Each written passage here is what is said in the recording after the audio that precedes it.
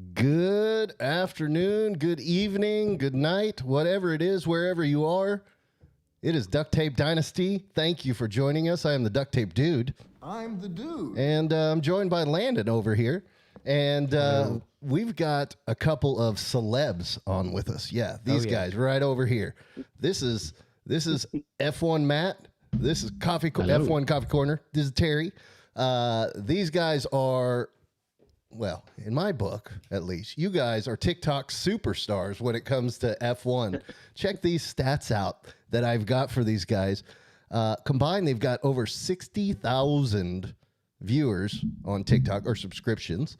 They have a combined about 4 million likes. So yesterday I said on a video, I said, yeah, they're kind of a big deal. Yeah, they're kind of a big deal. We've been going at it for 6 months on TikTok. I think we have 2,000 likes. Okay. These guys got 4 million. So these guys are kind of a big deal. As we get started, though, do me a favor. Minimize that screen. Hit that subscribe button. Like, comment, share. It helps out the algorithm. It gets our stuff out to folks. It gets these cool shows where we bring guys like these on out to a diverse audience, a wide audience, and everybody appreciates it. So if you could, please do that for us. But enough about me. Let's say hi to Matt and Terry. Gentlemen, how are you? Yeah, good, thanks. Not too bad. How are you? Not too bad. We are good. We are good. I took off. So it's 1 o'clock here.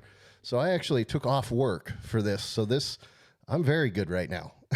So I only had to work a half day to get here. So I'm very excited about this. Like I said, gentlemen. What's your excuse, Josh? Oh yes, I know. You guys want to do this again tomorrow? And maybe the next day? The next day?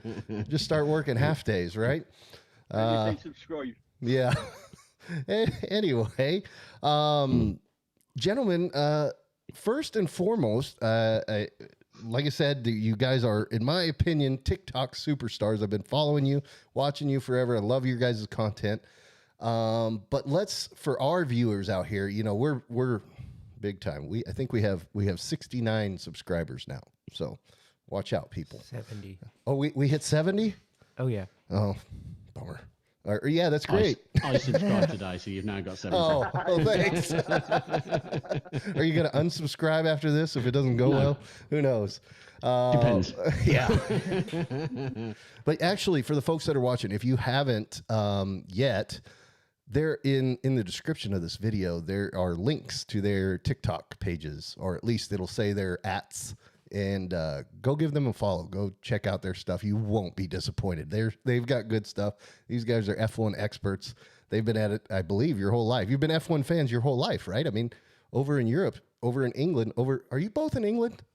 Or are you both just in the UK? Yeah. Where are you, gentlemen? Both in England. Quite a distance, though, to be fair, aren't we, Matt? Yeah. I'm the north of England, and Terry's more central. Okay. Yeah. Okay. So we're probably about a 3.5 hour drive between each other. So you're a little bit of ways. So how did Well, can to you? you guys, I'm probably drawn down to Walmart, isn't it? Yeah, that's about right.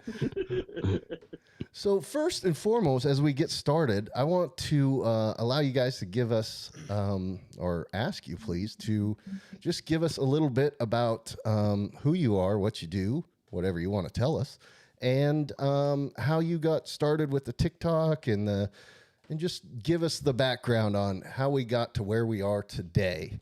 Matt, you are on top here on the screen, so we're going to go with you first. Straight on the spot there, innit? Straight on there. Straight on the Didn't spot. waste any time. So, yeah. Yeah, I'm a little bit different to Terry, so I haven't been doing... I haven't been watching F1 my whole life. I started off at F1, watching it in the background. It wasn't my favourite sport by any stretch of the imagination. So I probably started with it in the background around the Schumacher era. And then Lewis cropped on the scene, and that's when I became... so I'm a generational Lewis fan, is what I'm trying to say. Okay. I'm not even ashamed of it. There you go. I've said it. I'm not even ashamed of it. I don't know that there's anything to be ashamed of. I'm a Lewis Hamilton ultra. I've said it. Okay. Live on air as well. Yeah, I notice when I see you guys, you're always wearing the Patronus stuff. Terry's outfits change, but Terry's we won't go into that, but we've got a little nickname for Terry when it comes to his F1 merch. so how about you, Terry? Tell us your story. Yeah, so probably different to Matt. I grew up in an F1 household, so my dad's a massive Formula One fan, and literally from an early age sat watching Formula One on Sunday afternoon on the sofa with him, all the way back to Senna days, all of that old era going into the new era. So mine's a lifetime sort of Formula One, and I got into it. Yeah, we were talking yesterday. I got into it a bit by accident in terms of this TikTok. Like most people during the pandemic, I downloaded it, had a bit of fun with it, didn't really do a lot. And then a few years ago, I had to give up work to look after our disabled children. Wanted a way to connect with people, was sat at stupid hours in the day, stupid hours all the way through the night. Was just sat there, telly was boring, so decided to do TikTok. Got really annoyed actually, first and foremost, that the news out there was just rubbish. It was made up, it was gossip, it was terrible. So decided to do something about it, and that's where Coffee Corner comes from, in the sense of creating a news channel where people could just have a one-stop shop really quickly and get the news, but get it in a factual way as well, rather than all the gossip, all the rumours and everything else that you tend to hear in the background. Absolutely. Yes, I love your content, both of your content. I mean, I've said it 45 times already, but Terry, yeah, you're always great for the updates. Whenever I see the little friends tab pop up with a couple notifications, it's usually you. And yeah, you've always got good intel in there, so I appreciate it. That's where, some people these days, they get their news from Twitter or whatever. Well, my F1 news comes from that guy right there, Terry, or yes, that guy right there, Terry. So, and YouTube. I'll be honest, most of mine comes from Terry as well. So now, actually, Matt, on Fridays, is it every Friday that you run a quiz show? Yeah, we do the F1 quiz. Is that just during the season? Friday evening. Yes. And yes, it's going to stay that way. Okay. Okay. Well, another plug for them. If you haven't had a chance to go and watch their live when they're on, it comes on Fridays, 1:00 Central Time, 7 p.m. British Standard Time. Right? I got that right. It's not 8, is it? We're on air from 8 p.m. We do start the quiz at 8:30 p.m. That just gives people half an hour just to join in. I'm sure. Yeah, I'm sure. I'm just gives our people half an hour just to join, get a pen, paper, and get themselves settled. But yeah, we try and do it race based. Yes. So obviously this week's or tomorrow's will be Monaco based. Yes. And we'll try and have around about 40 questions Monaco based and put you through your paces. Well, I tell you, it's been a great show. The couple episodes I've been able to tune in on, I've enjoyed. Some great characters on there. If you don't know, they'll do 9 boxes and they get all sorts of different people in there. It can be, it's different pretty much every time. There's a few pretty standard kind of reliables there, but there are some mix and match that show up, and it's neat. I like it. It's a good variety of folks who are fans of different teams, and it's cool. So there's some good debate and a lot of fun chatter that happens, and then especially afterwards, there's a little discussion that happens after. But I'll leave that alone, unless you want to say anything about it. Well, I was just going to go on to say actually, because there's another segment that comes to it. So we do the F1 quiz, and then once the F1 quiz done, we've actually got a name for it. It's called F1 After Dark. Yes. So Terry doesn't like to dip in too much to F1 After Dark. Terry ducks out at that point normally because it does get a little bit crazy. Yes. But yeah, it's anything goes in F1 After Dark. It's a good time. I've enjoyed it. I've enjoyed it. Landon's gonna start watching. Oh, he just finished school. By the way, this guy right here, he just graduated from grade 12. And is off to college next year. So congratulations. He'll be going to this school. Congratulations. See, that's why I'm wearing this. So, gosh, let's get into it. I've got a few questions. Landon's got some. And we'll just start peppering you, and we'll see where this goes. That work for you? Yeah, perfectly fine with us. I guess we already did number 1. We kind of already hit number 2, I guess, for you, Matt. I was going to say favorite driver and team. Now, I do have it listed as current and historical. Now, Lewis has been racing for 112 years, so maybe he's both. But no, I'm kidding. But so you've said Lewis is yours, Matt, and rightfully so. He is a legendary driver. If there's a historical one that's a favorite that may not be Lewis, who would it be? See, I'll say this over and over again. We always talk about the debate of the GOAT of the sport, don't we? No, yeah. Now, the GOAT of the sport is going to be of your generation. Sure. You can't really compare them because obviously it's different years, different cars and setups and X, Y, and Z. But I'm also a realist, so I can also highlight Senna, Schumacher alike. So there's plenty out there that were the greatest of their era. But it's still Lewis. Still Lewis. I think we're going to get into that a little more maybe in this next question. But how about Terry? Terry, who's yours now and historical, if there's a difference? There is a difference. I mean, currently it's Mercedes, and I'm a Lewis fan. But growing up, it was very much a Williams household. Okay. To be perfectly honest, very much that sort of era. But for me, the go has always been Senna. Just going back to watching him drive. Amazing driver. Just absolutely amazing. Just out of this world. To see if you can imagine what he could do in the current cars. I just don't think anyone would come near him. It would be frightening. But then I've got the utmost respect for what the others have achieved as well. You've got to put Schumacher in the mix. And you can't compare it. Like Matt says, it's generational, and we keep saying now we're going into the Max era now, aren't we? It's the way the sport works, and that's the way it goes. It's never going to change in that sense. A few years on we'll be having a debate about Max joining the ranks of him. I'm pretty sure, to be honest. Yeah, I can appreciate that. I started off. Now I will say we are.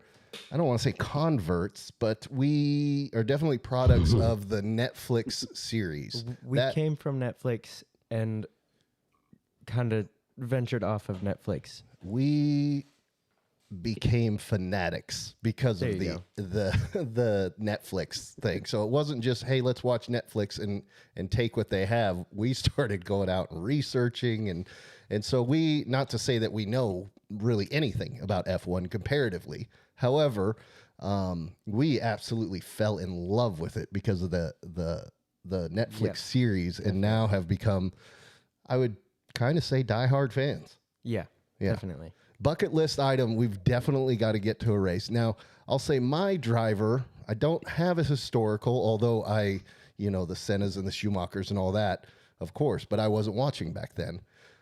So when the Netflix series first came out and started, of course, Max was highlighted right off the bat. And then I found out that Max has the same birthday as me. And so I was a Max fan for a while until last year, when we know what happened. The old Checo, let Checo pass, please. And wouldn't let him pass. And the level of disappointment that I had when that happened was just astronomical. He had already won the championship. Everything, he had nothing to gain by staying up there. Granted, I know the pass ultimately wouldn't have gotten Checo second place in the standings, but just that move really, really turned me off. I was a big fan of Carlos from the beginning as well. I like the Spaniard, so I like Carlos. I like Fernando. I know Checo's from Mexico, but I'd say he's a Spaniard. And so really those guys are my three go-to. Carlos would probably be my number one. Carlos, Fernando, it would be tough to... I wouldn't mind seeing either of them win. I was very excited to watch Carlos win in Silverstone last year, get his first win. Well, my hot take is you might be seeing Fernando winning Silverstone this year. No. So watch this space. Yeah, That's still my hot take. Boy, he is something else this year. You got that Aston Martin running. Now, what about you, Landon? Landon, tell us about your driver team? I'd say my driver is probably Fernando. I just love watching him race, and he's a lot different from the way he used to drive, or like the way he used to be. He's kind of like a lot friendlier, in a word, Yeah. Yeah. He went from being what we would term a savage driver, it seems like, to He said, I remember one of his quotes. It was like, "Oh, I am the bad guy," or something like that. Like, Yeah. Yeah. But now, I mean, he's almost, it feels like he's pulling in a second father figure for Lance. Am I wrong? What do you guys think about Fernando and his not change or migration, however you want to term it, since his move to Aston Martin? I'd say the marketing team at Aston Martin have done a great job with him. Absolutely. oh yeah, It doesn't hurt that they gave him a they- pretty good car too. So No. Well, I think it's a combination of both, isn't it? But if you look at him, the way he's been marketed this year has been really cleverly marketed as a really likable guy into the team. Replacing Seb was always going to be a big ask, even though he comes with his own standing. But Fernando's got history in the sport, and like you say, that sort of he's completed that villain arc now into the hero arc, hasn't he? So yeah, which Seb did himself before, didn't he? So He's definitely had a checkered past, though, hasn't he? absolutely. Yeah, I mean, there's stories out there that came out from McLaren of passing Hamilton's engineers little brown envelopes of money. Yeah. let's see. Yeah. oh, See, these are the things we don't know. See, exactly. The thing is, you join F1 and you're. I mean, if you were brand spanking new to F1 this season, you would look at Fernando and you would. Honestly, Yeah. you would. Yeah. And you wouldn't if somebody like me just said that to you about the little brown envelopes of money to engineers off the record, you'd probably look at me and go, never, not a chance. Yeah, not that But guy. yeah, he's had a very checkered past in teams, that's for sure. But it's also a could way that believe sport's that. changed, hasn't Yeah. it, Matt, as well? The sort of, going back to what we said about the different eras, that's the sort of era we've gone through as well to get to where we are now as well. When it was run by Bernie Eccleston, it was a very different Formula One. Oh yes. It was put out there to what we currently have. The level of progress that Formula One is able to make. I mean, these engineers and just everything about it just absolutely fascinates me. The level of detail that goes into these cars, the engineering, the design, the aero, it's just absolutely, and to watch the progression of the old cars, the smaller cars, the V12s, V10s, now the V6s, or did we have V12s? Were they V12s ever? Was it just V10s and then V8s? I think there There were. was V12s at one point. I thought Yeah. so. Mhm. Okay. Anyway, it absolutely fascinates me. I'm a techie guy. I like stuff like that. So the talks they do at kind of in the beginning of the weekend, the tech talks that they do, I enjoy those. Those are always entertaining, good information, and also can be rather entertaining just in how it's displayed and whatnot. But I enjoy the heck out of all the engineering and just the level of detail that goes into every aspect of the sport. It absolutely amazes me. So Landon's got our third question. So Abu Dhabi, what went on there? Let's talk about it. 2021. 2021.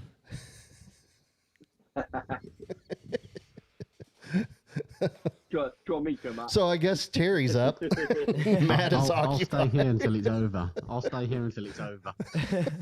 It's a tough one because it's broken as much as people will dig stuff up. There is an interpretation which the race director chose to interpret it in a way that wasn't against the rules.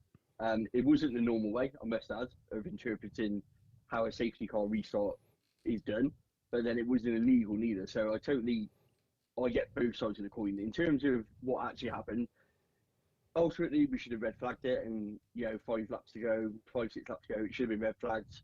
Everyone could have had new tyres. We could have had a 5-lap sprint for the championship. Would have actually made much better than a 1-lap sprint, to be honest, in hindsight. But hindsight's a wonderful thing. In terms of the drivers and what they did, both teams did exactly what you would have done in that position. And that is Mercedes leaving Lewis out wasn't a mistake at all. It was the most sensible tactical call. He was in front. There was about 3 laps left as they were clearing it away. Normal safety car restart would have meant they would have gone to the checker flag. And they didn't have time to bring him in and put him back out. And I can guarantee if they had pulled Lewis in, then Red Bull would have left Max out. Oh yes. But then likewise with Red Bull, they had the same thing where actually they had the time to bring Max in fresh tyres, bring him back out without losing any paces. So that again was a no-brain situation. I think the problem you've got is it's created this atmosphere and all this stuff when ultimately it's neither of the drivers' fault, or in fact the team to an extent. It was created by an outside influence, but the teams and the drivers are tarred with it and almost have to live with that drama that happened when they both did what each other would have done in that situation, if I'm honest. But I thought it was a shame to end the season that way because it was a damn good season, closest we've had in years, and there's some really good highlights in there. Absolutely. For those who don't know, Abu Dhabi 2021 was the last race of the season. Lewis Hamilton, who was a 7-time champion, 7-time in a row champion consecutively, literally 1 lap to go. Max Verstappen and Lewis Hamilton were tied on points. So literally whoever finished in front of the other wins the championship. And there was an accident, safety car. It comes back, 1 lap left. Max was on soft tires, which have amazing grip. I think Lewis was he on hards or mediums? I think he was hard. On I think it was mediums. Was I it? think it was mediums, yeah. And they were severely used. ones. Yeah, so Max They were had heavily brand used, new, and Max just, I mean, it was just a matter of time, and he passed him. There was controversy in that. During a safety car, a lot of times, or I think most of the time, you guys can correct me on this, they allow the lapped cars to pass. Now, on this safety car, Max had 5 cars in between him. I think it was 3. Was it 3? Yeah. Okay, my bad. A few cars. How about that? In between him and the race leader, who was Lewis, the 7-time consecutive champion. They only allowed those drivers in between them to unlap themselves. I don't understand why they did that. I mean, I get it because the race was between Max and Lewis. However, what would it have hurt to just unlap everybody? And then that kind of, I think that would have quelled some of the controversy, wouldn't it? The simplest answer to that one is they didn't want to allow the lap cars to unlap themselves because it would have destroyed the race between Max and Lewis. Yeah, it would have finished under the safety car. And I think that's what they wanted. They wanted a one lap shootout. They wanted the drama, basically. So as much as F1 will probably say, "Oh, we never wanted this," you have to sort of take your cap off and say bravo to them because the marketing terms of what that brought for F1, in terms of bringing new fans in, and riling fans up that were previous fans, and X, Y, and Z, and then the conversations and the TikToks and the Instagrams that came after it, and yeah, you've got to take your hat off to him. But yeah, I agree with Terry. Everything Terry said is spot on. You can't blame Max, you can't blame Red Bull, Mercedes, etc. Nobody was happy about it, unless you're a Max fan, obviously. But yeah, I agree. It should have been red flagged, and let him fight it equally. It's a fair fight. Do you think the Max fans are that happy? I mean, deep down, would they have preferred him to have won it in a shootout? I think any fan would have preferred a 5-lap shootout to see which one was the best in that sense. I think if you'd have asked Max fans, and I'm only speaking from the few that I speak to, if you asked Max fans nearer Abu Dhabi 2021, they'd have probably said, yeah, we take it. We'll take that every day of the week. Oh, of course. I think now with everything that's gone on and the fact that, I mean, we get it all the time, don't we? We get comments all the time, Cromelton and all that kind of stuff and still tears and blah, blah, blah, blah, blah.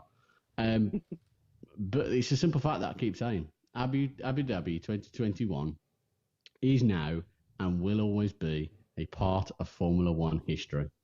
Absolutely. It ain't going anywhere. Well, I mean, here we are you've got years later talking about it. Yeah, that doesn't mean you've got a bad move it, X, Y, and Z, but yeah, it ain't going anywhere. Yeah. But at some point, it will become like the other controversial points with, Schumacher causing a collision. There's been, Senna and Prost. Yeah, there's been plenty of other flashpoints in Formula One, which eventually will be be there in history, but not be as prominent as what they are now. And another point we talked about, wasn't it, the other day, Matt? We said, is it because the change in regulations to the cars created this massive gap in the cars? So we went from this really close racing in 2021, where, like you say, right down to the wire, last lap, and then suddenly we rolled out these brand new Formula One cars, and there's a massive gap between the top cars. There's no challenges. There's no sort of, we've lost that fighting. We've lost that jockeying for position. And the irony of it all is that the FIA or F1 wanted that to bring closer racing, and they've actually got the opposite of what they wanted. The worst case scenario. So we said, can you imagine if you carried on with the 2020 regulations, and actually you would have had 5 or 6 teams in the mix by now. Absolutely. Yeah, you would have had all these cars in the mix, lots of McLaren in there. You would have the Alpines in the mix, the Ferraris in the mix. You could have had a grid that was so much better for racing if you carried on with the old regulations and not switched to new ones. And just get the engine freeze in place. It would have been immense. Yeah, agree. I will say, especially the fact that the Netflix special was going on at the time. That Abu Dhabi 2021 race finish, ending, controversy, whatever, for F1 was an absolute gold mine. You know what I mean? I mean, because it, like you said, Matt, like you've said, Terry, I mean, it stirred up controversy. We're still talking about it. We will continue to talk about it because of the fact that, I mean, Lewis was 1 lap away from getting an 8th consecutive world championship, which nobody has 8, correct? Yeah, it's history, yeah. So, and then as these gentlemen have said, that the cars, there were some drastic changes which happened. And so last year, unless you were a Max fan, boy, that was not much. There was some good racing, definitely. There was some good racing, but as far as between everyone else, yeah, it was like Max, and then the race is over here. I mean, how many races did he win last year? It was ridiculous. I think it was like 15, 16, something like that. Oh yeah, I think Red Bull themselves won about 15 or 16 in total. Some might even be a bit more than that. Actually, it was certainly that high, wasn't it? Yeah. Yes, definitely. And Max just ran away with it. I mean, he had the world championship tied up like several races to go. It was not much. It definitely wasn't Abu Dhabi 2021 type excitement. But there were still great racing going on. Silverstone was the ending of Silverstone last year was phenomenal. I enjoyed it. Plenty of passing, plenty of overtakes. I thought it was exciting. So let's hope it's that good this year. Yeah, the same this year. Yeah. I'm looking forward to it. That's a waste of a ticket. Outstanding. Will you all be there? Are you all going to attend? Yeah, we're going. Yeah. Yeah. Lovely. Now, will you be in the paddock club? Will you be? I mean, are we going to be in the pits? Or are we going to be way out there? In the field. Okay. Yeah. Stood on a bank somewhere. Yeah, with some binoculars. Watching the giant screen. Which actually, on that note, how about that for a transition? During the Miami Grand Prix, you all had the opportunity to go out to Silverstone and do what appeared to be kind of like a watch along. It looked like a great time. Hasbulla joined you in sort of. Can you guys tell us about that? If you want to tell us how it happened, you can. If you don't have to, but can you tell us? Just give us what it was like. What happened? What you did? It looked like you stayed the night out there. Yeah, give us the story, if you will, please. It was just a random post, wasn't it, Matt? It was a random post saying that they were having a Miami party, which I was sent to me and tagged in. Like most things, you get people tag you in, DM you, stuff like that. So some of them you flick through, and then some of them really sort of catch your attention. And a rooftop party to watch Miami at Silverstone really kind of made me go, ooh, actually. So I naturally booked myself some tickets and then forwarded it on to Matt and said, what do you think? I like the way he added there. He booked his own tickets first, and then he asked me if I wanted to go. I secured my own place and my dad's place. Can I just say? I can't blame you. I secured my place and my hotel room and then I thought it's the matter to leave using this. Yeah. Just in case. But yeah, I mean, like Terry said, it got to the point where we opened it up to the other guys in what we call our little F1 community, and we asked them if they wanted to come along. A great opportunity for us all to meet, have a drink, have a laugh, watch, the sport that brought us together in the first place.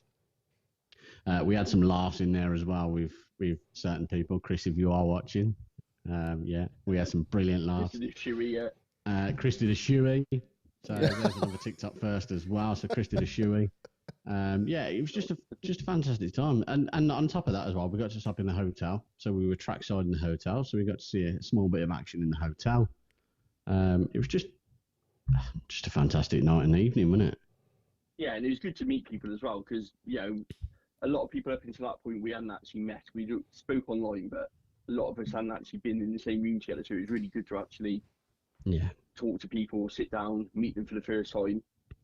And like I say, it was just a really feel-good thing. And who's not good at, say, enjoyed a night at Silverstone Hotel. Like we said, trackside, cars on the track, wake up in the morning, open the curtains, and there's Silverstone there. Yeah, it's pretty good to be fair. It looked amazing, and it sounds amazing, and I'm sure it was amazing. So, boy, if they ever offer anything like that out here, I'd love to do it. Yes, sir. Did you have a question? I don't know what that says. What is that? Who is okay? We'll ask that in a little bit. Well, no, actually, what the heck? I'm scared now, Josh. I'm scared. No, this one's easy. This one's kind of I want to say a loaded question. I am not at all suggesting standardized cars. I don't want it. We have that in America, IndyCar racing, NASCAR, all these things, which as a kid I did. I watched that. I have loved motor racing forever. But until I found F1, I did not know what true love of motorsport was. So the way I'm going to phrase this is currently today, who is the best pure driver? So theoretically, if they were all, let's just say there's only one car on the track, they all get to drive the car. They are all just as comfortable with it as each other. Who is going to post the best time? It's a tough just one. If we got to pick just one. Well, there's no rules here. There's no rules here. Is your internet breaking up as well, Terry? Yeah. Are we losing connection? I mean, I've got an easy top three, but out of the top three, who I'll put at the top, I don't know. I mean, for me, it's Max, it's Lewis, and it's Fernando. As your three, who would be literally in amongst it. And I think on the day, anyone of those could do, if I'm honest. In the equal machinery. It depends on track, doesn't it? It depends on track as well, because some drivers have got preferred tracks, some haven't. So, I mean, if you were going to pick, should we pick a track? If you're going to pick Silverstone, you're picking Lewis, aren't you? But if you're going somewhere like Monaco, your money's on Fernando. Yeah. See, I would go differently. Okay, well, let's hear it then. I would say Max, Lewis. If we're talking hot lap, in the same car, hot lap, I would go Max, Lewis, and Leclerc. Okay. Yeah. Leclerc's having a bit of a rough go this year. He's still in fifth. No, that's Sainz. Mm-hmm. He's in. So Lewis is in fourth. Sainz is in fifth. Russell's in sixth. Leclerc's in seventh. Oh gosh, he's way back there. Sorry, he's only got 34 points. Ferrari fans, if you are watching, it might be time to make a cup of tea or. Yeah. There is a Ferrari question, a loaded Ferrari question coming up. Actually, on that note, go ahead and ask that one, Landon. Just says someone to someone. Oh, Lewis to Ferrari. Is it real? Yeah. Is it not?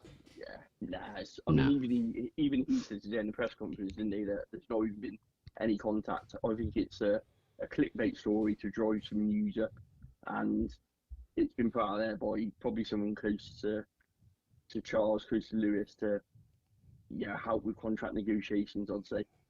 Okay. If I'm a better exactly my thought process behind it. I could never see him leaving Mercedes. I think me and Terry have been quite real with it on the podcast, haven't we? We've said for months on end that it'll be a 1 year with another 1 year extension. So and effectively it'll be a 2-year deal at Mercedes, and then he'll go on to some other role. Okay. Yeah, I mean, for me, there's a reason why it's a 1 year, because the driver market next year is going to be all over the place. It's going to be silly season galore. The amount of drivers coming out of contracts in 2024 is immense. So I think the reason it'll be a 1 year is for that reason. It will put Mercedes in the hunt if Lewis decides to retire. It will allow them to pick up another top driver who they want to without breaking a contract somewhere. So that's why I think it'll be a 1 year. It gives Lewis a chance to see the developments of the car, what it's doing, and if he wants to stay on. If it's Mercedes in the hunt, if they need to go for a top driver because everyone's going to be in the mix anyway, it makes perfect sense to do that. Okay. So here's another question, kind of similarly, but if for some, let's just pretend that Lewis was going to go to Ferrari, who would they get rid of, and or who should they get rid of? Let's just, again, I don't think he's going either. This is just kind of playing a fun game based upon the fact that Leclerc has definitely had a rough go this season. Anyway, I'd love to hear that. Ideally, they want to partner him with Charles. Realistically, it wouldn't happen. I think Charles would move on if Lewis came in. But I think if you asked them their dream partnership, it would be that. Yeah, I'd have to say exactly the same. Yeah. I don't think it's going to happen. I think he would look elsewhere. I think he would see it as a someone's coming in who's won the championships. I think Charles would see that as a statement to say, actually, I don't think I Charles need to go elsewhere. Yeah, I fully agree. Let's see. All right, our next question, De Vries, Helmut Marko giving him the ultimatum, which is real. The after 5 races, he's kind of come to him supposedly. Is this real that he has come to him and given him an ultimatum of, hey, if we don't see improvement, we're going to go find somebody else? There's definitely no smoke without fire, that's for sure. And we do know that Red Bull do lead a very strict camp when it comes to the drivers that aren't performing.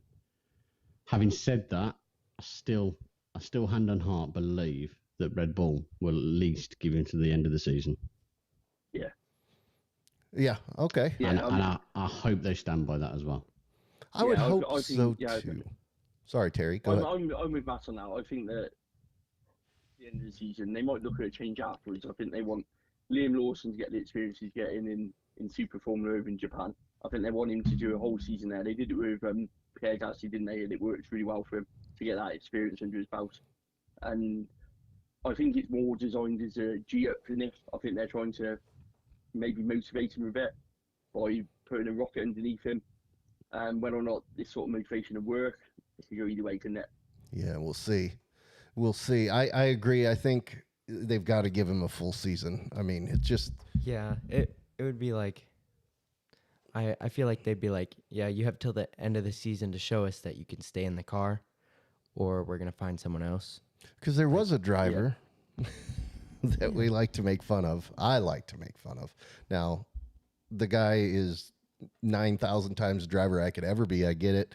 But he is fun to make fun of, and it is Latifi. And, I mean, he wasn't with Red Bull, but he stayed in F1 forever, and he was making wrong turns.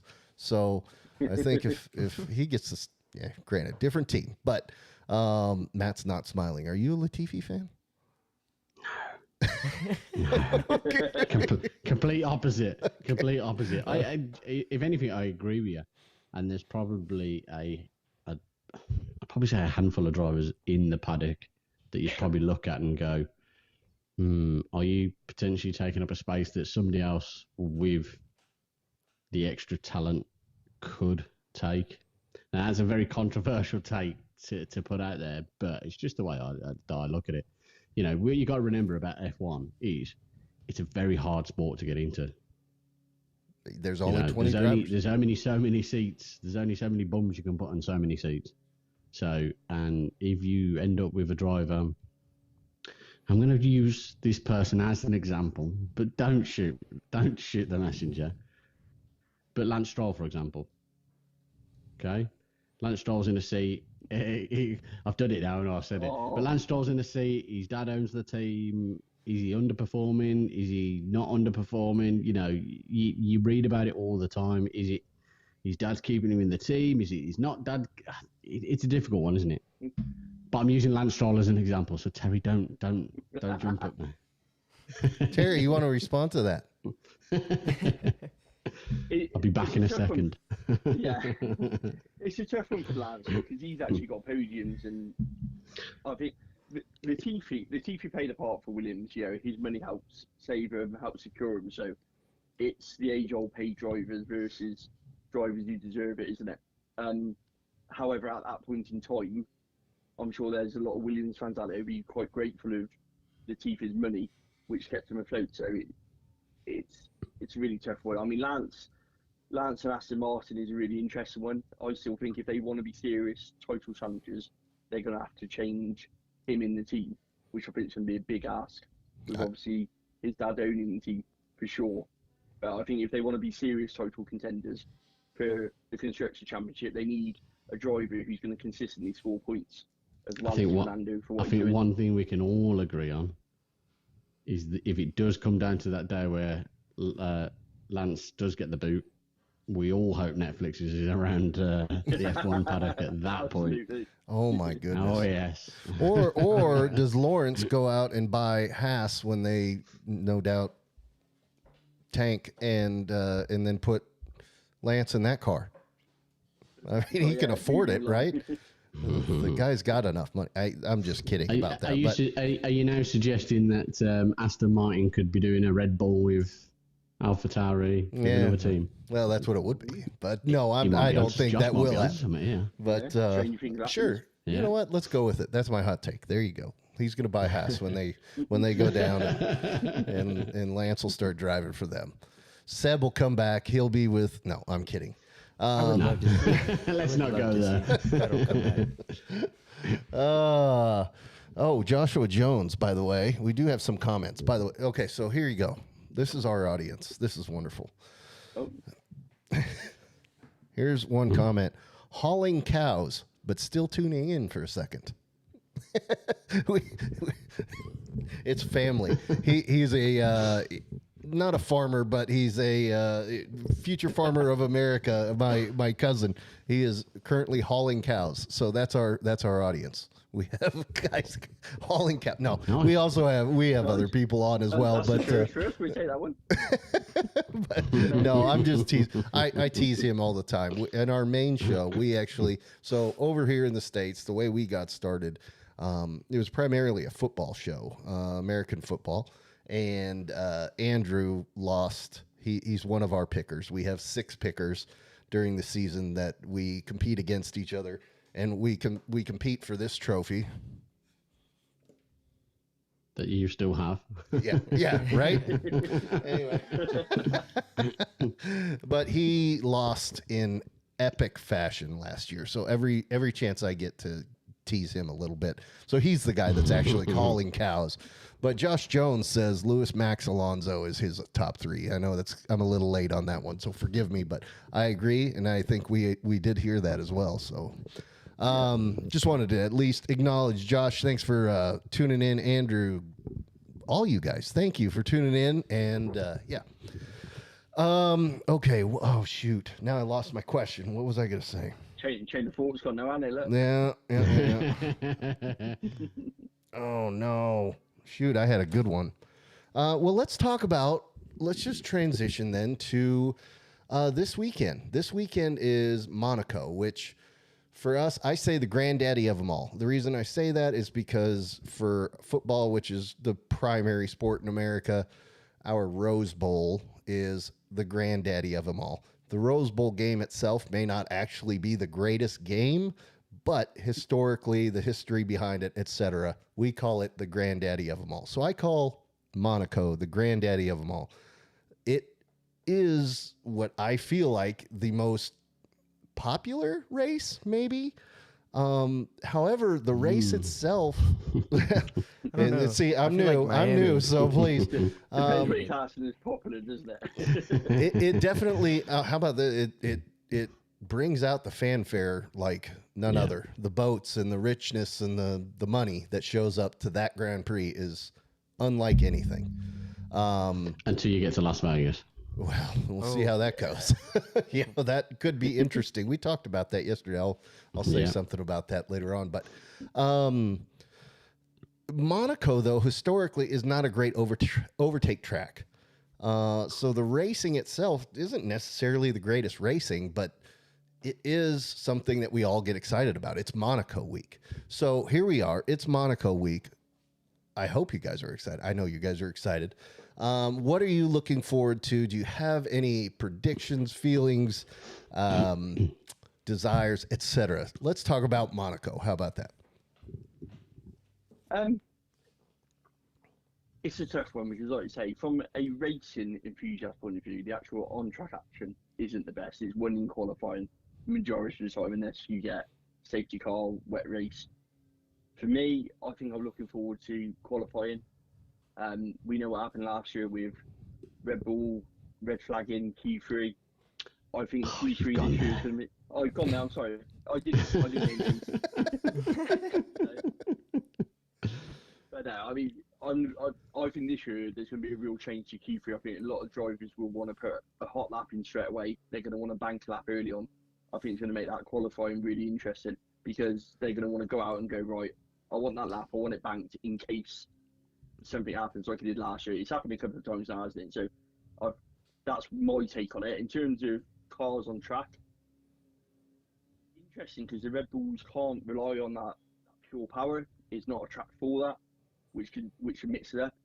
Over one lap, the Ferrari's got some fantastic pace if they can keep out the wall, let's be honest.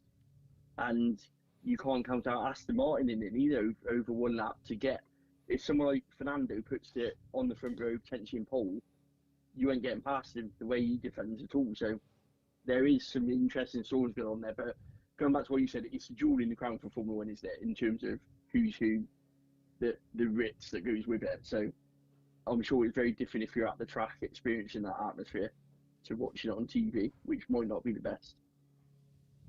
Okay. Yeah. Monaco, right. I love the heritage. I love everything about Monaco, other than the fact that it is as dull as dishwater. And my other controversial take, and this will upset quite a lot of people. Sit on the fence, Matt. Sit on the fence, exactly. If you was to take Monaco out of next year's race, I couldn't care less. Okay. So if it weren't in next year's calendar, couldn't care less. You can't go until I've been there. Well, That's my take on Okay, it. give it a couple of more years. Yeah. Mercedes, if you're watching, it's not too late to give us paddock passes for Monaco. Just saying. Hey, Even while if it's you're at just it. the Sunday. while you're at it, you know, I'll find a way. I'll swim. a couple Americans over here will take some paddock passes. To anywhere, really. We'll take But Las yeah, Vegas paddock. Anyway, you get it. I'm going to be a little bit different. It is so Monaco. Okay, Monaco 2023. Charles Leclerc is winning. Oh God, that was my pick. It's his year. Fernando for mine. No, it's Charles' year. Ferrari fans, if you're watching, it's Charles' year. Well, You heard it here first. hey Landon, why don't you go ahead and ask your question? I was gonna ask, who do you think is gonna win Monaco? Oh, jeez. There we go. Charles Leclerc. Fernando Alonso. I keep in my head, I keep seeing Charles, but my heart wants to tell me Fernando. Okay, Josh, I'll rephrase it slightly then for you. Charles Leclerc is going to win the Monaco Grand Prix unless he puts it into a wall, in which case Fernando Alonso will win the Monaco Grand Prix. Perfect. There you go. But what if he puts it into the wall twice during There you go. practice? No, I'm kidding. Don't put that voodoo on Oh gosh, that was tough. him. Not to that he watch. needs it. I felt terrible for him. Yeah. I can't imagine walking back to that team after doing that twice on the same corner, like happened in Miami. That was tough. So yeah, Monaco. What else was I going to ask, Landon? Well, I'll answer the question too. Oh yeah. Sorry. So Yeah. This guy. I bring my son on. I'm all excited to get my kid on here, and I haven't let him say a thing. So he's what kind of dad I am, I guess.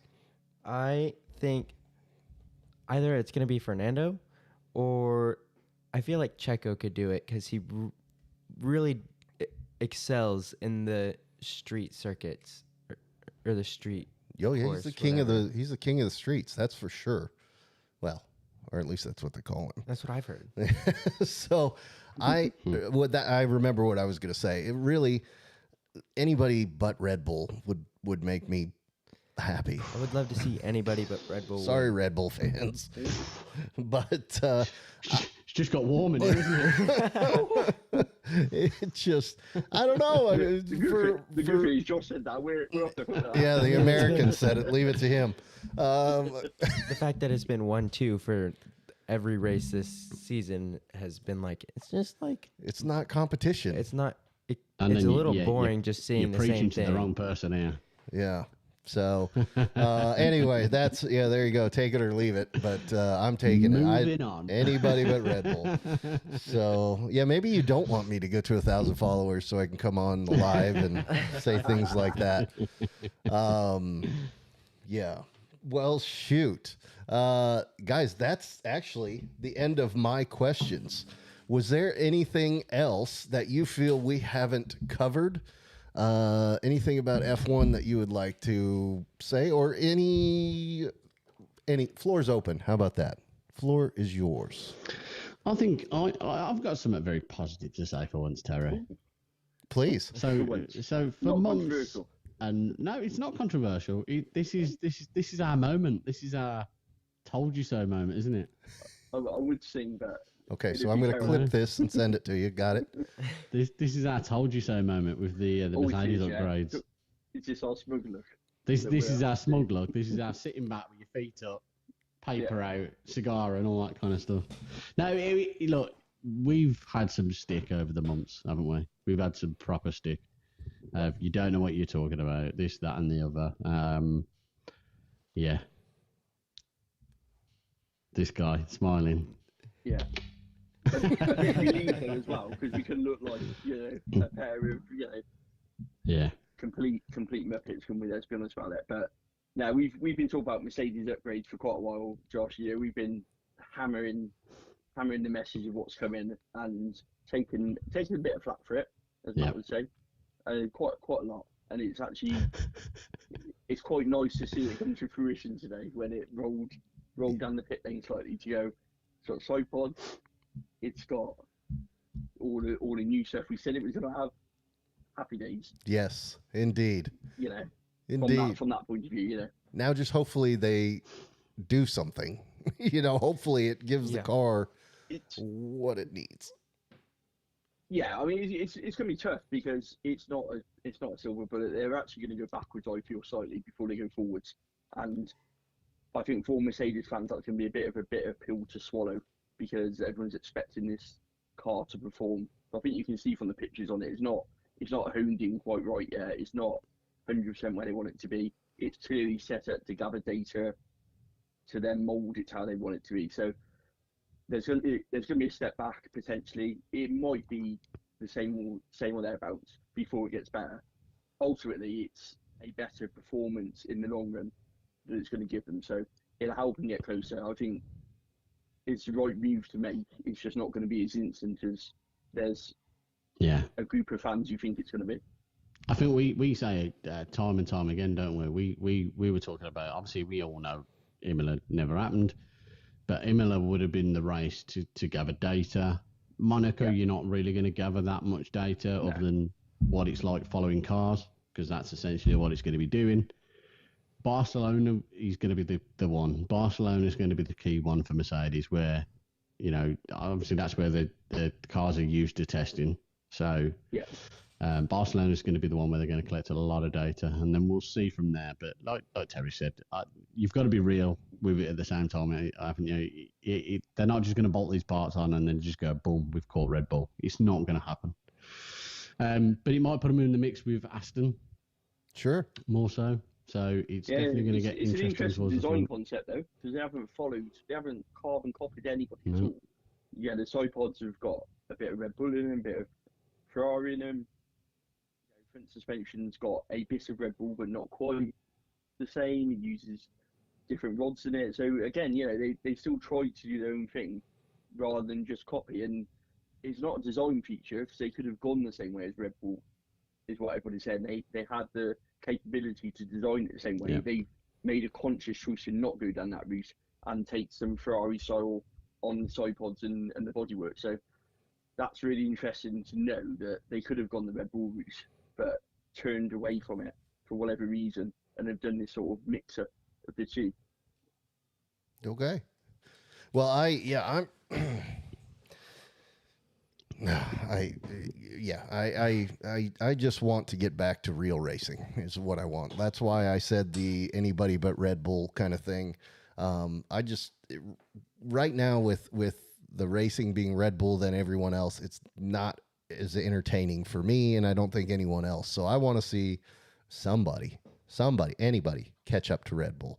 I don't honestly care who it is. I would love to see Mercedes because it would be cool to see Lewis go out there and win the 8th.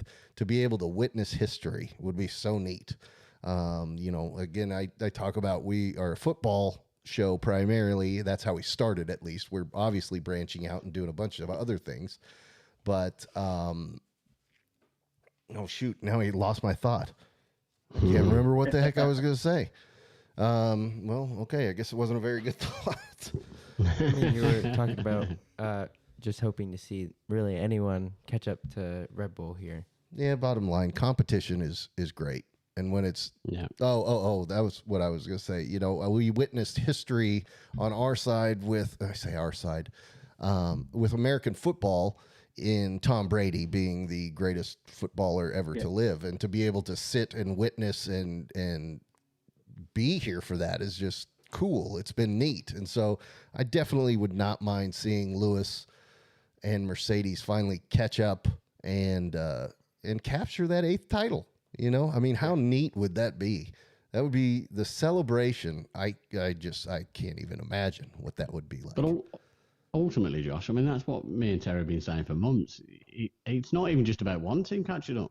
If you imagine the continuation of the 2021 cars, if that had have continued, you'd have had Mercedes up there, Red Bull up there, Ferrari up there, Aston up there, maybe McLaren up there.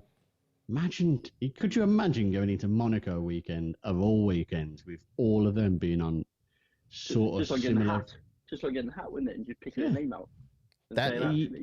And that was the beauty of the sport back in, I'd probably say, the last 4 or so years, that you never quite knew who was going to be on that top step. Whereas now, if you was to ask anybody about a race, who's going to win Barcelona, you're probably going to say Max, aren't you? Oh, yeah. I mean, it's the safe bet. Yeah. So the FIA is actively trying to do things to get the cars closer together, though, correct? Or are they? I heard something about it's a small conspiracy we've got about this, though, isn't it? It's nothing set in stone, but... No, it doesn't make any sense to what they're doing with the shortening of the DRS zones and the things they're putting in place. It doesn't make sort of racing sense. For me, they need to stop messing with it. I'd like to see changes to the cost cap. I think the cost cap is what stifled racing. It came in 2021. It's no surprise that since that point, we've actually got these big. We've always had dominant cars. Going back, we've had Mercedes domination for years.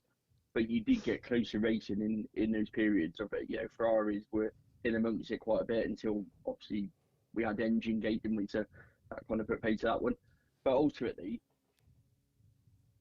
I think the cost cap should be all about the cars and not the teams and facilities and all the other bits, to allow them, the best people, to do what they want to do, and then just put it on actual parts and just say, if we're going to have a cost cap, it's on the machine itself and the parts you use, and that allows you to go out and recruit who you want to, spend what you want on that, invest on that, do all those things. So it's a really tough one, because if you start messing, where do you stop? Because you're punishing Red Bull for getting the rules right, because they've got the same rules as everyone else. There's nothing illegal on the car. There's nothing wrong with the car in the sense of breaking the rules. They've just done a better job than everybody else. So to pin them back, also, as a fan, kind of goes against the grain, because that's what they've done. They've done a great job, and it's up to the other teams to catch them. It's not up to Red Bull to be slowed down. It's up to the other teams to bridge that gap and do it. However, they're kind of doing it one hand behind their back with the cost cap. We would have seen these upgrades that we're seeing now a lot quicker with no cost cap. So you would have seen that development a lot faster. You would have seen this concept a lot faster, and you might have had a bigger championship battle rather than wait until potentially next year is where we look at it now before we see the mixing. You would have got it towards the summer break and then got a better second half of the season, which would have made better for the fan viewing. I think the thing with the cost cap, I mean, we say this all the time, the thing with the cost capping, it was brought in to make the sport fair and consistent for everyone. However, what you've got to remember is it's a bit like the English Premier League. I don't know how much English football, soccer as you call it, Josh, that you do watch. But you started a cost cap era now where it's kind of never going to be on level playing fields because you've got should we call them the top 4 or top 5? I mean, Aston, to be fair, are kind of going against this grain. However, there is, I mean, Terry will talk more about obviously what's not included in the cost cap. But you've had these 4 teams now that are already on top of the world, should we say? So they've already got things in place that maybe other teams haven't. And then we've gone into a cost cap era. So it's not really fair and consistent to start with. It's kind of a difficult ride for the smaller teams, should we say, no matter what you do. But the goal, where do you find the happy medium in it? I think that's the ultimate thing. And I don't think anybody can actually pinpoint an answer to that. Yeah, because the cost cap, the idea behind it was actually to sort of level the playing field. It was to sort of give the smaller teams a better chance, was it not? But it... Yeah, it was a bit of both. It was to give them a better chance, but also for their security as well. So it was done for financial reasons. So if you're a smaller team, we had in the past that they might have gone, bankrupt. They couldn't compete. So the whole point behind it was secure their future, but then allow them to close the gap on the bigger teams. However, we know that from, obviously, you guys alluded to it, the success of Netflix and the money coming into the sport, that financially these teams are actually in a position where they're much bigger and much more secure financially than they've probably ever been. They're not struggling for money, far from it. We've got, even this year, we're going to see lots of Haas spending up to their cost cap for the first time ever. Williams is saying they've got money for the next 2-3 years when potentially they struggled in the past. McLaren have had many problems, but we're talking now through refinancing, sponsorship deals, they're fine. So these teams aren't struggling financially. They're making more money than ever off Formula One, but they can't actually spend it. So and then the danger is the money disappears from the sport and you lose the fact they're no longer the pinnacle of Formula One. McLaren, prime example. If they're making a load of money off Formula One, what's the bet? And that money's being diverted into the IndyCar, into the Extreme E, into the Formula E that they're doing. Zach Brown, who sees it all, I can guarantee he'd be saying, well, they're not making so much money, so I'll take some of my Formula One money, put it into that. That kind of feels wrong as well, that you're not investing it back into it because you can't. Okay, I see.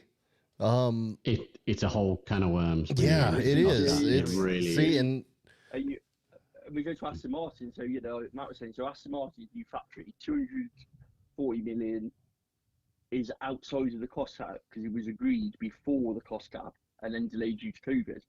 But when they open that, which is they're actually moving in this weekend, so they're moving in this weekend, but it's all brand new, it's all purpose built, brand new facilities, brand new computers, brand new wiring, brand new cabling, all of that stuff. So they've got this massive infrastructure advantage that they haven't had to pay for in the cost cap. Whereas, and essentially, Williams, the way you look at that now, it's going to give them a massive leg up on everyone else, isn't it? So it's now the other teams are now going to be looking at that and going, well, hang on, we haven't got that. Yeah. So again, it comes down to being the fair and consistent. Well, unfortunately, it just isn't, is it? It just doesn't seem to work. We saw Mercedes £70 million on Brackley, 40 million's already been spent. That's because they've done the 40 million that would have come out of the cost cap. They've already spent that. The parts they're doing now are the exclusions to the cost cap. It's the marketing, it's the green spaces, it's all the stuff that won't impact the cost cap. All the other stuff they got rid of before 2021 deliberately, so that it doesn't come off it, which clever, they had the money to do it. loophole, whatever you want to call it. That is that. Now, see, this is why we brought you guys on, because that is amazing. That was an amazing couple of answers there. Did you have something? Go ahead. No. Okay. Sorry, I thought I kept stepping on you. Actually, you being a Lando guy, and I heard McLaren just come up, so I want to ask. McLaren unveiled a new livery for Monaco. Josh. Oof. Josh. Josh. Hey, I didn't do it. What? We agreed this weren't going to be in the show, Josh. No, we didn't. I'm joking. You mean McLaren's new livery that looks like a burning cigarette? Yeah, that one. The same McLaren that haven't won anything for years and years and years, and now they're going, oh, well, we're a little bit bored. We're going to make a concept that has no relevance to anything other than many, many years ago. Yeah. Sorry, McLaren fans, if you are watching, I had to get that off my chest. I do apologise. But I'm done now, I promise. I will say that car is... It is going to look like a cigarette, though, isn't it? When they do that Netflix over-the-top shot. Because I saw that, and I can't even see it now. I can't, now I've seen it, I'm done. Oh, yeah. You got the orange nub, you got the white bit of the paper, and then you got the burning black bit at the end. You go look at it over the top. We're sending you after, Josh. You won't even see it, mate. Wonderful. The car I was very surprised with, as I was with, and Matt, I can't remember if it was both of you, probably both of you did, but the Red Bull livery for Miami was that amazing. 3 stripes down the side of the car. That's the best we can come up with, huh? The ones that are in the top 10 though. Did you see the... I haven't seen the full. I haven't. The full ins and outs now. Was there some good ones in there or not? There's some amazing ones in there. I'm looking at it. If you can, send it. And you choose 3 stripes. But this was the whole point. You cannot categorically you cannot sit down and tell me that those 3 stripes was the best option. I'm sorry. But the other side of it was it chosen down to weight saving with the paint or the decal or whatever it was? I don't suppose we'll ever know.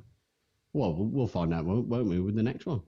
Yeah, Austin, isn't it? Next one. Yeah, so Red Bull. If you are watching, just throwing that out there. I do this quite a lot, by the way, Josh. Hey, please. I hope that they are watching. So Red Bull, if you are watching, we want something extreme this time. Not 3 stripes. We want something extreme.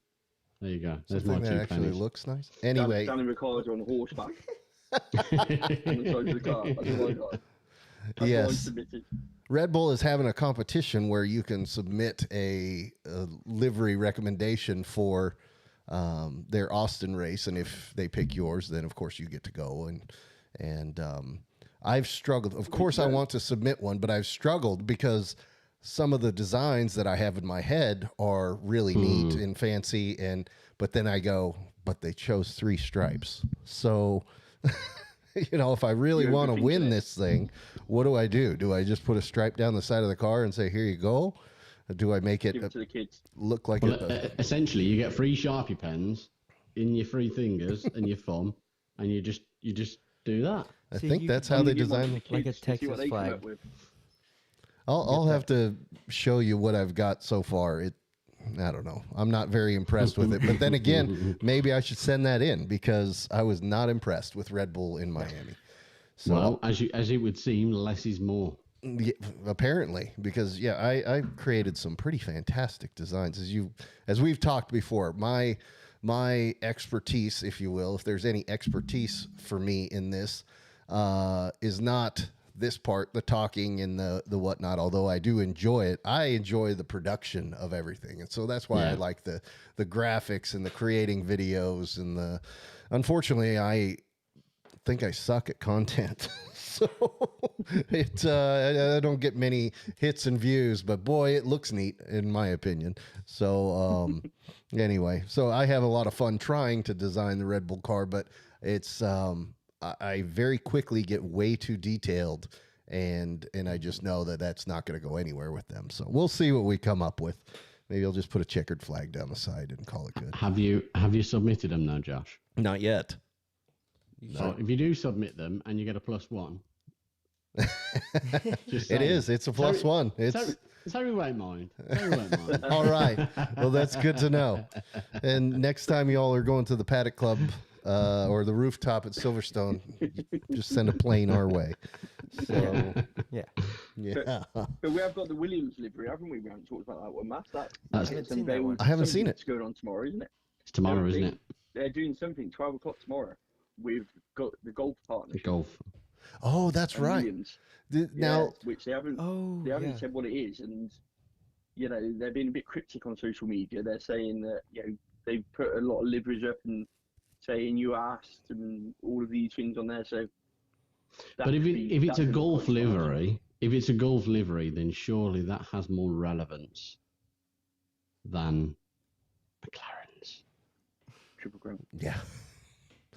Actually, Ferrari would have looked good with that because it would have gone back to the old Marlboro sponsorship and looks like a cigarette running down the road.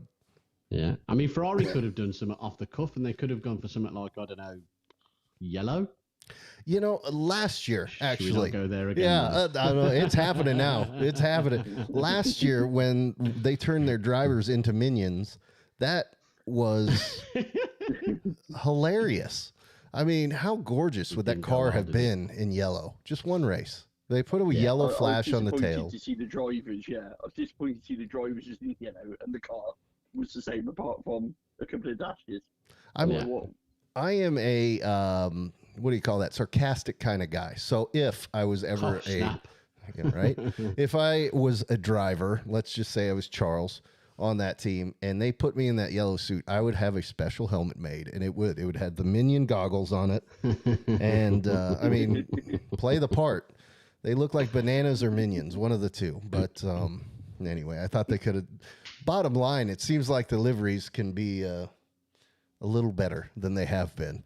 Yeah. Oh yeah. But Yeah. Definitely. it is fun to see, though. But still, change. It's What you got to remember as well, especially this year, is the difference in the liveries now that people have cottoned onto the fact that they can gain a massive weight saving by not putting the layers of paint on the car.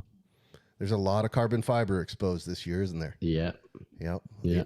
Yep. So yeah, that's But and like you were it's hard saying to about think the Red that Bull.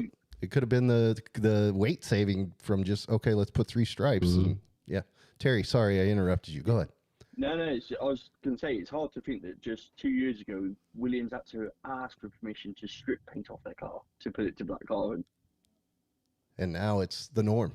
And now it's the norm. Yeah.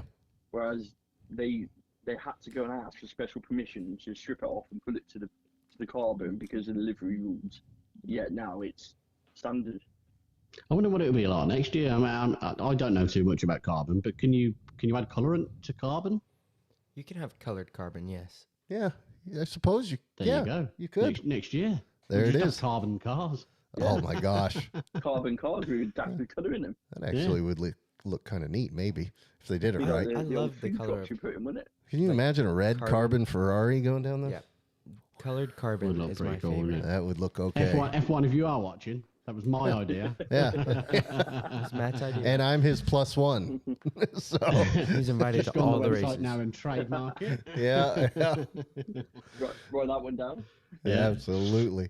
From So me chatting to Stefano.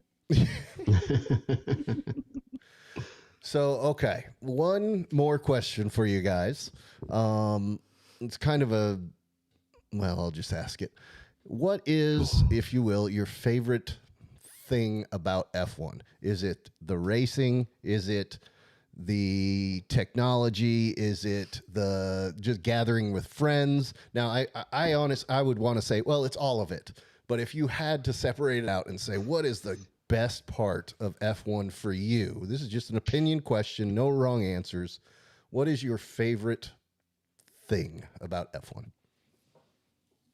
That's a tough question. Oh, I would have to say for me, I'm going to choose competitiveness. Okay. Now that umbrella is going to cover quite a few things because competitiveness is going to be down to pit stops. It's going to be onto on-track moves. It's going to be down to small things like the teams underplaying the rulings of the rule book. You know, there's so many things that come into competitiveness, but competitiveness is the sport. So for me, I'm going competitiveness. Okay. Terry. Mine's the technology. I like to see it advance the way what they come up with, what they bring to the sport. That tech side of it is where I get my kicks from. I don't get it from the engine noises anymore. I used to, but I don't anymore. That's probably the downside to it. The old sounds were better, True. I'll admit. The old sound. In fact, Absolutely. I think. Oh man, what button is it? The old sounds of the cars, I'll right? figure it out. Yeah, this sound. Oh, That's the old V10. I love That's a the. good sound right there. I like the Lotus V8 when that was in there. Yeah. Yeah. what about if what about Landon? If we hijack? What about if we hijack your podcast a little bit? And what about if we said you had to choose? So you and Landon had to choose. Let's do it. Yeah. You're up. See, I get to go last. I So love I can cheat. watching the wheel to wheel racing. That is some of my favorite. Yeah. Like, just how competitive and close they can drive, and just seeing them compete Competitive was again. in there. True. Competitive was in there, Terry. Yeah, I think Oh, it's yeah. a. Just saying, I think that's. competitive I is think in he's going with you, Matt. I would say mine is, and this is kind of a generic answer, but the coverage of it, I absolutely love. Because in America, yes, we have coverage of sporting events, and we have a lot of great things, and NFL football is king over here. They do a phenomenal job covering that. But I have not seen, coverage as fantastic as there is with F1 and Sky Sports. Just all the camera angles, the data they're able to display and bring to you real time on the screen, the apps. When we watch a race, I've got two iPads open and it on the TV. I want to watch this driver on this, and I want to watch the race on that, and I want the tire management, the strategy page over here. I just love the access to all that data while the race is going on. I think it just envelops you. For me, it soaks me or sucks me right in, and I just can't get enough of it. I absolutely love it. I'm gonna have to put that down as a draw then, because everything you've just explained is going to fall into technology. So we've had competitiveness and technology. Yeah. So Okay. it's a draw, Terry. Fair enough. We're going to call it a draw and move on. Fair Josh, I've enough. got one more question for the pair of you, if you don't mind me asking. Please. Hey, everything goes here. So you've openly admitted, I say admitted is probably the wrong choice of word, but Probably right. you've openly said that you both started in the sport on DTS. Okay, now we've got no problems with DTS fans whatsoever. However you got into the sport, we're just happy to have you in the sport, first and foremost. However, one thing I am going to go on to is, now that you've watched all of DTS, okay, and it's got you into the sport, and now you've got more of an understanding of the sport, what is your thoughts on Drive to Survive? Do you still enjoy it? Are you still thankful for it, or is there other feelings towards it? Or I would say I'm thankful for the show. Like that, if I didn't ever watch that, I would have probably never started watching F1. Valid. But I think of it as it's kind of like a gateway. But I tend to think a lot of the drama and all of that in the Drive to Survive show is really exaggerated. And Yep. No, that's valid. just I enjoy the racing and all of it outside of the show a lot more. Yeah, and I will say, oh, sorry, I didn't mean to interrupt. You done? Yeah. Okay. For me, when I didn't know, so the first 4 seasons, right? The years had gone by, and so I did not know, and I purposely did not look up, what was going to happen. The data was there if I wanted to go find it to figure out who wins what race, who wins the championship, etc.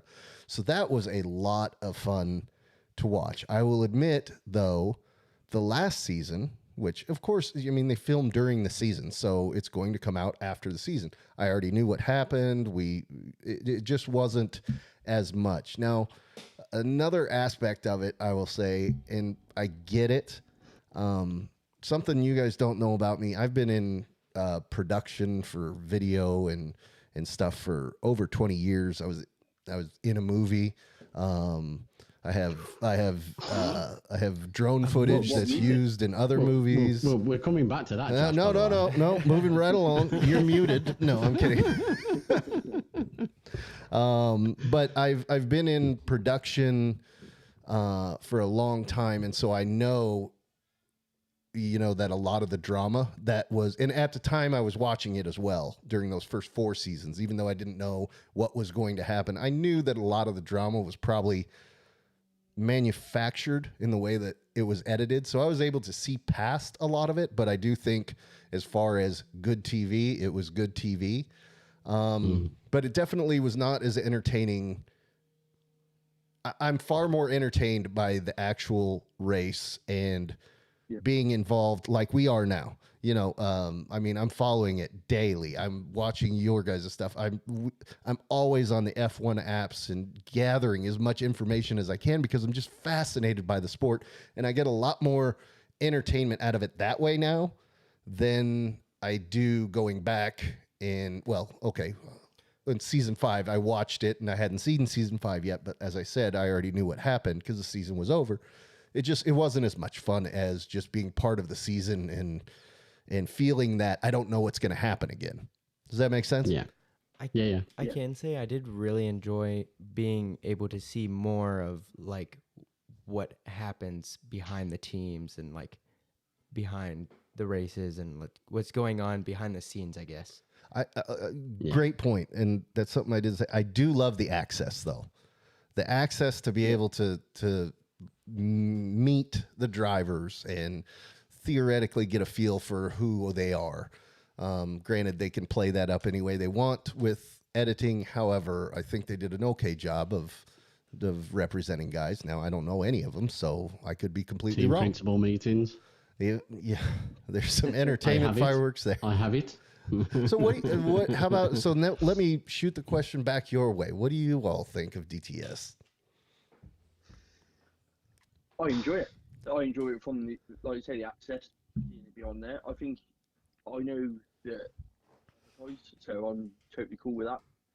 And I think that's probably the difference. I watch it with knowing that it's been edited, it's been cut, and that side of things. So I generally just enjoy seeing the cars, what's happening, what access they've got, certain situations. So yeah, I enjoy watching it. Yeah, I'm not afraid to say that. I think it's when you used to watch Formula One before, you didn't have that sort of access. It was all locked away. It was a mystery to what happened in the paddock. So the fact that you've now got cameras following it, you can see more of it. Actually, as a fan who grew up in the sport, was really great to see. Like Landon was saying, see what goes on behind the scenes. Because before, you rocked up at a race, pretty much qualifying in a race. That's all you saw footage-wise. You didn't see anything else. So for me, it's allowed that access behind the scenes, even though it's dramatised. But do you know what? That doesn't bother me. Yeah. I agree. I like behind the scenes. I like seeing all the different snippets from team principals that you wouldn't see on a day-to-day basis, or you wouldn't see in any other mainstream media. So I enjoy that kind of it. I don't so much enjoy making the drama, but as I said to you yesterday, drama sells. So Absolutely. I understand why they do it at the same time. I suppose my only frustration with that is you're creating drama that wasn't there. So if you were new to the sport and like yourselves finding out via Drive to Survive, you may have a misskewed perception of some things. Yeah. So, but other than that, I'll watch it. It would be interesting to go back now and watch season 1 again and see how much it's changed from season 1 to now season 5, I believe we're on. Yep, season 5. So it would be interesting to see how much it's changed. I might even do that, Have you've watched it a couple times through, haven't you? Once. Through. Oh, okay. I thought you. Yeah, whatever.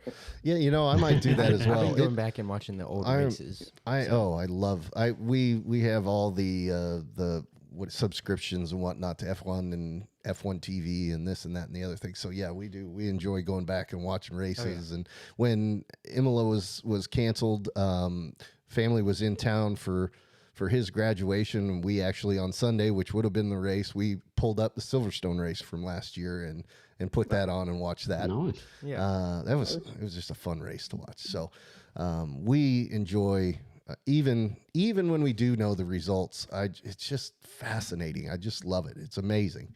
Yeah. So yeah. Oh, shoot, doggone it! I did it again. There was one more thing I had to say, and now I can't remember what it was. That's all right. That's all right. Well, gentlemen, I've had you on here for 90 minutes now. Wow. So That's normally about right for us, though, isn't it? We Yeah. start talking and then we just never stop. And it's the same with the lives. We get on the live and it just Yeah. it's gone. Just Yeah. good. Yeah. and We started the podcast, and I believe our first podcast was something like 57 minutes or something around about that time. And each one now is around about 90 minutes, if not past 90 minutes. So, yeah, we're quite good at that. yeah, well, I Not in a good way. Well, I cannot tell you how appreciative we are that you all have come on. There is one thing. Pleasure. Dan Robinson says, "Say hi to Matt and Terry."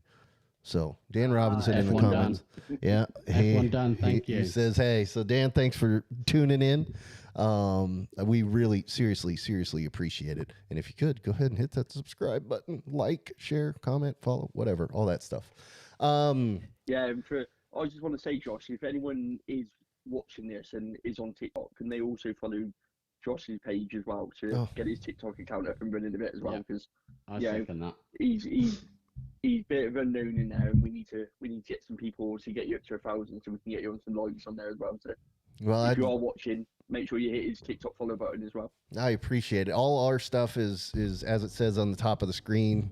You guys can't see it, but you will afterwards on the YouTube screens. It says Duct Tape Dynasty. If you search that, pretty much you're gonna find us.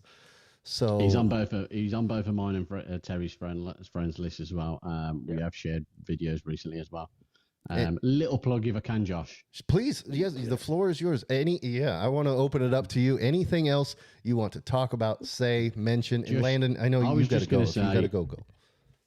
Just below Josh down here, you'll see the FTF1 logo. We are Fans Talk F1. We do have our own TikTok page, which is at Fans Talk F1.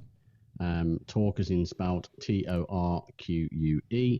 That's Fans Talk F1. Give us a follow because myself and Terry, want to get that account. Josh, yeah. Exactly the same as Josh. We want to get that account so we've got it all in one place so we can do the podcast from one place rather than dipping into each other's accounts. Absolutely. That's all I wanted to say. No. Thank you. That's fantastic. Yeah. And again, if you didn't catch it or whatever, it's in the description for the video. So yes, please go out and follow all these guys. Like I said, it's in the comments. We appreciate it. Anything else, gentlemen, before we put a bow on this and call it a day or night? I just want to say how great it is because, you talk about coming into the sport via whatever method, whatever way, but how great is it that here we are sat here. Oh, well, I would say on the evening, but it's not evening for you, obviously, but how great is it that here we are sat here just talking Formula One? People who wouldn't have even met without this mutual sort of Formula One, the community it creates and the people it's let you meet. Matt and I didn't know each other before. We fell into each other in terms of following each other, then got talking, and found out that actually it'd be quite cool to do a podcast and some other bits. So for me, this is what Formula One's about the community. No matter how you come into it, no matter what your knowledge base is, no matter whether you're a DTS fan, a lifelong fan, just stumbled across this now. This is like perfect to show that everyone's welcome in the Formula One community, and this is what it should be about. It gets a lot of negative press a lot of times, and I think this is pretty cool to do this, and this is something we've been trying to do and keep trying to do, that you can have a difference in opinion, you can have a difference of knowledge, skills, you can be interested in any part of it, whether it be the drivers, whether it be the teams, whether it be the racing itself. Everyone's welcome, and there's a place for everyone in it. Absolutely. Landon actually has to duck out, so he wants to say bye. Yep. Thank you guys for coming. Landon, take care. Thank you for having us on. Take care. I'll see you guys. Yeah, sorry. Take care of yourself. Sorry for him bailing on us, but no, you go, buddy. That's all right. You got things you got to do. I appreciate you taking time and hanging with me. I really do. That is actually why I started this entire YouTube journey thing. It started with me just on my cell phone recording a few silly videos before, like I said, NFL football games here in the States. But the real genesis behind why I started this was so I could, as my kids are getting older, you know, dad's not as cool as he used to be, but they like to do these kinds of things. And so this gets us together as you've seen, and we do watch alongs and whatnot, and we'll have more of that. But gosh, again, I can't thank you both enough for coming on here. I never thought, and this isn't a dig at you, but I never thought you'd give me the time of day. I mean, you guys have got 4 million likes, you know? So when I sent the message, it was a prayer. It was, well, we'll see. We'll see if they respond. And you guys are phenomenal, and you've been nothing but the kindest gentlemen, and I cannot thank you enough. I really appreciate you coming on, appreciate what you've said. And I appreciate you, you know, helping me out, really helping us out and growing this. And I hope we can do this again sometime soon. Us too. And just on that sentiment, Josh, that's basically our core ethos. It's helping others grow. You know, like Terry said, we all share different opinions. We all do things differently. We all support different drivers, X, Y, and Z, but we're all here for the same reason. And that same reason is the love of the sport. Absolutely. So thank you. Listen, I know you thanked us for coming on, but thank you for having us on. Yeah, thank you for having us. Yeah, we appreciate it, honestly. Well, so from the bottom of our hearts, thank you. It's been phenomenal. And you just shout. And just because this thing is ending, I mean, obviously we're going to continue to message, and well, whether you like it or not, I'm going to message you. But so, was that button again? And the TikToks and whatnot will continue to follow. But yeah, I'm going to let you gentlemen get back to your evening. Again, thank you so much. We will talk more. What's going to happen here is I'm going to mute us. There's going to be a commercial that plays that you will not be able to hear, and I'll say goodbye during that, and then we'll let you drop off. So for everybody who's watching, thank you again so much. Remember, in the description is the links to these guys. Go out there, give them likes, follows, shares, all the things. You know what to do. It's all the same across the social medias. Do all those things. And if you would, you know, give us a like and share and follow too. We'd appreciate that. But thank you so much for joining us, everybody. You guys are absolutely awesome. These guys are absolutely awesome. And until next time, we love y'all. Y'all be good.